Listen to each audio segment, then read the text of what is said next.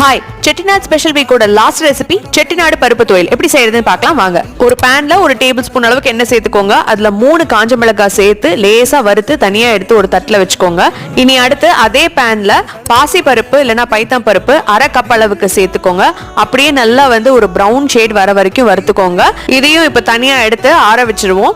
இப்ப அடுத்து அந்த பேனோட சூட்லயே தேங்காய் ஒரு 1/4 கப்பு, கூடவே கொஞ்சோண்டு புளி இதை சேர்த்து ரெண்டுத்தையும் அப்படியே பெரட்டிடுங்க. இப்போ இது எல்லாத்தையும் ஒரு தட்டுல கொட்டி ஆற வச்சுட்டு மிக்ஸி ஜாருக்கு மாத்திடுங்க.